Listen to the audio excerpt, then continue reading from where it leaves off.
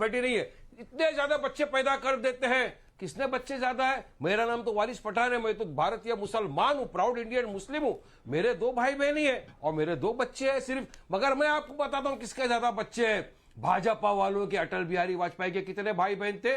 नरेंद्र मोदी जी आपके कितने भाई बहन हैं? योगी आदित्यनाथ के कितने भाई बहन हैं? मोहन भगवत के कितने भाई बहन हैं? तो क्या आपको राजनीति चमकाने के लिए पोलराइज ही करना है? मुसलमानों को गाली दिए बिना आपको चैन नहीं पड़ता। आप बैकफुट पे जब जब होते हैं मोदी जी, मुसलमान अब आ गया, अब गद्दार आ जाएगा, घुसपैठिया आ गया, अब कब्रिस्तान आ जाएगा, शमशान आ जाएगा, औरंगजेब आ जाएगा, पाकिस्तान आ जाएगा, जिन्ना आ जाएगा। क्योंकि लोग जब सवाल करते हैं डेवलपमेंट विकास का तो इनके पास कोई जवाब नहीं है। बीजेपी को मैं बोलूंगा 250 क्रॉस करना वादा हो गया आप लोग के लिए। अजय चलिए करो कुछ भी, जितना चलिए कि कौन कितने जीतेगा आपको पहले ही पता है, तो कम से कम ईवीएम का टेंशन तो आपके दिमाग से निकल गया। लेकिन वारिस पठान जी, जुम्मे पे आपका बहुत भरोसा है ना? जुम्मे के दिन शैतान मारा जाता है ना? बिल्कुल है, मुबारक दिन है हमारा। अच्छा, 11 मार्च 2022, 11 मार्च 2022 जुम्मे का दिन था। कैलेंडर निकाल कर देख लीजिए, उत्तर प्रदेश के चुनाव के नतीजे आए थे। जमानत जब्त हो गई थी, योगी आदित्यनाथ लौट कर वापस आए थे। वारिस पठान जी, जुम्मे का ही पाक दिन था। कौन सा शैतान गया और कौन जीता? अजय आलोक जी, अजय आलोक जी, अब वारिस पठान जी ने जो आरोप लगाए हैं उनके जवाब दे। समाजवादी पार्टी वाले मुसलमानों के भर भर के वोट लिए लोगों ने। अच्छा, तो अब शैतान वो हो गए। नविका जी, मैं बहुत स्पष्ट बताना चाहता हूं। मैंने सिर्फ इसलिए रेफरेंस में कहा है क्योंकि आपको इस तरह की बातें नहीं करनी चाहिए। शैतान और ये बातें सब जो बातें हैं धर्म की हैं, लेकिन चुनाव का इससे कंपैरिजन नहीं होना चाहिए। हर दिन अच्छा होता है, हर दिन अच्छा होता है। जो दिन ऊपर वाले का नाम लो, हर दिन अच्छा होगा। अजय आलोक जी, जवाब दीजिए। मतलब देखिए नविका जी, एक बार बता देता हूं, देश में शैतान वो लोग हैं ना जो घुसपैठियों को भी मुसलमान समझने की गलतफहमी में आ जाते हैं। देश में शैतान वो लोग हैं, और प्रधानमंत्री उन्हीं घुसपैठियों के बारे में बात कर रहे थे जो हमारे संसाधनों पे यहां बैठे हुए हैं इस देश में, लगभग 4 करोड़ की संख्या में। लेकिन वो वारिस पठान जैसे लोगों को घुसपैठिया नहीं दिखते हैं। वो ममता बनर्जी को घुसपैठिया नहीं दिखेंगे। वो झारखंड में शिबू सोरेन को घुसपैठिया नहीं दिखेंगे। लालू यादव को यहाँ पे बिहार में किशनगंज, अररिया, पूर्णिया, किशनगंज में वो घुसपैठिया नहीं दिखेंगे। वो तो इस देश के बहुत प्यारे मुसलमान हैं, उनके वोट बैंक है ना। लेकिन उसको ये बात नहीं मानेंगे, उनके लिए घुसपैठिया मुसलमान है। और वैसे तो वारिस भाई, सच्चाई तो यही है। मुसलमान अगर आप देखें ऐतिहासिक तौर से, आज से 500 साल पहले, 800 साल पहले जब भारत में इस्लाम आया था, तो इस्लाम तो घुसपैठ करके आया था। 99% तो कन्वर्टेड है, आप खुद मानते हो। आप सब हिंदू हो, आप खुद कह चुके हो कि मेरे पूर्वज हिंदू थे। तो कौन सी नहीं बात है कि सबसे पहले घुसपैठियों मुसलमान को एक साथ मत लीजिए। भारत का जो मुसलमान है वो भारत के लिए सोचता है, न कि घुसपैठियों के लिए। आप जैसे लोगों की मानसिक जहर जो फैला हुआ है उसको निकालना जरूरी है। अब सपा वालों का जवाब दे। इन्होंने कहा कि हमारे कैंडिडेट विचलित हो गए हैं, भारत पाकिस्तान का मैच बनाने लगे। एक मिनट खत्म कर लूं वारिस भाई, आजादी की जंग की लड़ाई में वारिस भाई धर्म के ऊपर ना जाए बेहतर है। राजनीति की लड़ाई है, ये धर्म की लड़ाई नहीं है। क्यों इसे धर्म की लड़ाई बना रहे हैं?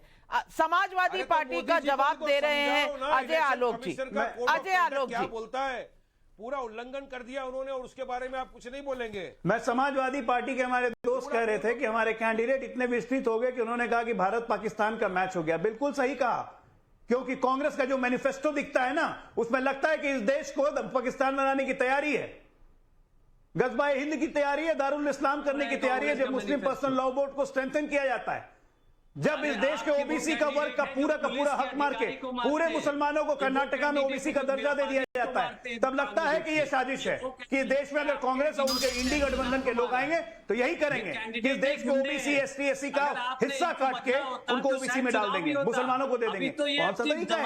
और उसमें कोई जवाब नहीं देगा, तहसील भाग जाएंगे। तहसीन भाग जाएंगे, समाजवादी पार्टी भाग जाएगी। कि क्या कर्नाटका को रिपीट करेंगे यूपी में, बिहार में, मध्य प्रदेश में राजस्थान सत्ता में आए तो, या देश में? कर्नाटका में जो किया उस पर ये माफी भी नहीं मांग रहे, हटा भी नहीं रहे। 950 मेडिकल सीट नविका जी, 950 मेडिकल सीट, 156 दे दी मुसलमानों को, 16% आरक्षण, ओबीसी का हक खा गए ये लोग। इस देश को ओबीसी का हक खा रहे समाजवादी पार्टी और आरजेडी और कांग्रेस मिलके। आपने हमारे और यही लक्षण रहा ना, यही लक्षण रहा ना, तो यादवों का जब हक खाओगे तो उत्तर प्रदेश में कोई यादव मिले ना मिलेगा, ना बिहार में मिलेगा। उत्तर प्रदेश में अराजकता व्याप्त है। अरे काम क्या नहीं है, जो काम आप कर रहे हैं वही काम गिरा रहे हैं हम लोग। पाकिस्तान का मैच और भारत का मैच, जब छक्का लग के बाहर जाइएगा ना फील्ड के, तब पता चलेगा कि भारत और पाकिस्तान होता क्या है। बड़ा पाकिस्तान बनने का शौक है प्रधानमंत्री जी की। एक मिनट तहसीन पूनावाला जी, तहसीन पूनावाला जी, मैं आपसे एक छोटा सा सवाल पूछना चाहती हूँ, क्योंकि पब्लिक के सवाल भी बहुत हैं। मैं पब्लिक के सवाल उठाऊं उससे पहले तहसीन पूनावाला आपसे पूछना चाहती हूँ, राहुल गांधी वही इंसान है ना जो वायनाड गए थे और कह रहे थे कि मैं ये जहां से पहले राजनीति करता था वहां की राजनीति मुझे पसंद नहीं आई, वहां अजीब किस्म की राजनीति है, मुझे तो यहां घर जैसा महसूस होता है। आज वहीं आएंगे, उसी उत्तर प्रदेश से वहीं आकर लड़ने की कोशिश करेंगे जो राजनीति उन्हें पसंद नहीं थी। सवाल यह है कि जब उनके ही अलायंस पार्टनर सनातन धर्म को इस दुनिया से हटाने की बात कह रहे थे, एक लफ्ज नहीं निकला। अब वही राहुल गांधी रामलला के दरबार जाएंगे। तहसीन पूनावाला, ये हिपोक्रेसी नहीं है। 27 मंदिर घूमे थे 2017 के गुजरात चुनाव में, मध्य प्रदेश चुनाव आते आते शिव भक्त हो गए थे, जनेऊधारी हो गए थे। अब उसके बाद वायनाड चले गए क्योंकि अल्पसंख्यकों के वोट चाहिए थे। अब वापस अमेठी आते आते रामलला का फिर रंग चढ़ गया। ये कैसा रंग है जो आता जाता रहता है? अभी मैं आपके स्टूडियो में आने वाला था, लेकिन मैं गुरुग्राम गया था, इसलिए थोड़ा लेट हो गया, इसलिए जूम से ज्वाइन कर रहा हूं। लेकिन गुरुग्राम में मैं जितने लोगों को मिला, जितने लोगों को एक ही लाइन कह रहे थे, जब जब भाजपा डरती है हिंदू मुसलमान करती है, जब जब भाजपा डरती है हिंदू मुसलमान करती है। तो ये हिंदू मुसलमान करते रहे, हम इंसान की बात करेंगे, ताज की बात करेंगे, हम आज की बात करेंगे, नाविका जी ये गीता कुरान की बात करेंगे, हम संविधान की बात करेंगे, अभी पाकिस्तान की बात करेंगे, अब हिंदुस्तान की बात करेंगे। दो चीज, इस देश में अगर 4 करोड़ 5 करोड़ 1 करोड़ 50 लाख 10,000 घुसपैठी है, तो जो वर्तमान प्रधानमंत्री और गृह मंत्री वो कर क्या रहे 10 साल से? कहिए उनको राष्ट्रपति को अपना रेजिग्नेशन दे और टाइम्स ऑफ नवभारत में आकर देश से माफी मांगे, अनकंडीशनल अपॉलजी। तीसरी बात, राम जी के बारे में जिस नरेश अग्रवाल ने पार्लियामेंट में जिन गंदे शब्दों का प्रयोग किया, उसको भाजपा ने रिवॉर्ड दी। मां दुर्गा के बारे में जो दिलीप बाबू ने कहा, उसको भाजपा ने रिवॉर्ड दी। अरे भाजपा ऐसा कोई सगा नहीं जिसको भाजपा ने ठगा नहीं। हिंदू मुसलमान सबको ठगने का काम करती है। राम सेतु पे जितेंद्र सिंह जी पार्लियामेंट के अंदर खड़े होकर कहते हमारे पास कोई सबूत नहीं, तो महेश शर्मा जी कहते मां सीता पे हमारे पास कोई सबूत नहीं। सबको ठगने का काम करते हैं, भाजपा को कोई सर्टिफिकेट की जरूरत नहीं। अब लास्ट पॉइंट में कह रहा हूं, देखिए नाविका जी, यहां वहां की बातें छोड़ते मैं आपके शो पे कह रहा हूं, अमेठी वर्तमान सांसद हार रही है, रीड माई लिप्स हार रही है। अच्छा, पर आप मुझे जवाब दीजिए, डीके शिव कुमार के भाई डीके सुरेश जब साउथ में होते हैं तो कहते हैं उत्तर जो राज्य हैं वो गौमूत्र राज्य हैं, उनको काट देना चाहिए और साउथ इंडिया का अलग देश बना देना चाहिए। आज राहुल गांधी क्या फॉरेन कंट्री से लड़ेंगे? पूछिए डीके शिव कुमार से और उनके भाई से। नंबर 1।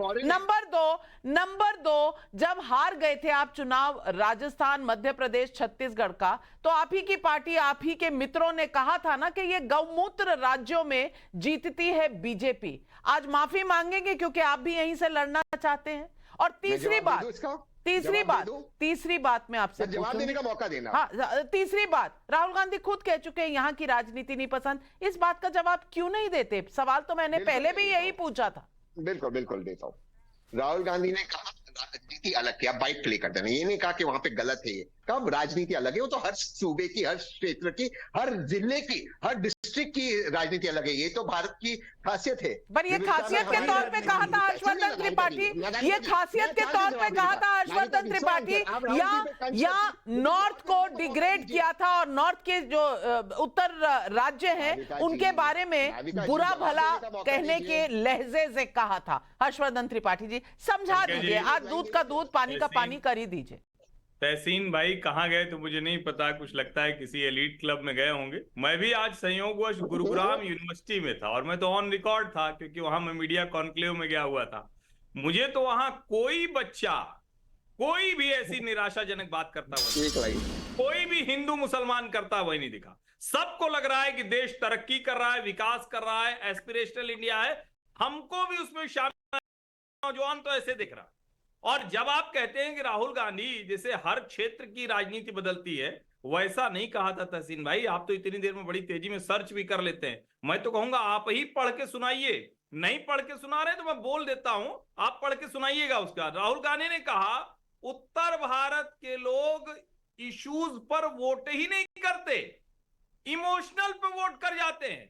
इश्यूज पर वोट करना कोई इनसे सीखे। और यहां आकर मुझे पॉलिटिक्स में फ्रेश एयर मिली है, जैसे कोई कहीं किसी जेल में हो, किसी बदबूदार जगह में हो, किसी गंदगी में बैठा हुआ हो और उसको अचानक गुलाब जल छिड़का हुआ कोई स्थान मिल जाए, कोई बड़ा बढ़िया स्थान मिल जाए। इस तरह की बात उन्होंने कही थी। और मैं आपको कहता हूं कि अगर आप इतनी देर में खोज चुके हैं तो शब्दशः वही पढ़ दीजिएगा जो राहुल गांधी ने वही पढ़ा है। नाविका जी मौका देना, मत बताइएगा, आप तो अच्छी बात नाविका कर जी रहे हैं। मौका देना। नहीं मौका नाविका तो जी, मौका बहुत देना। मिला है आपको, लेकिन मौका कौन, पब्लिक नाविका सवाल जी? पूछ रही है। अतुल कुमार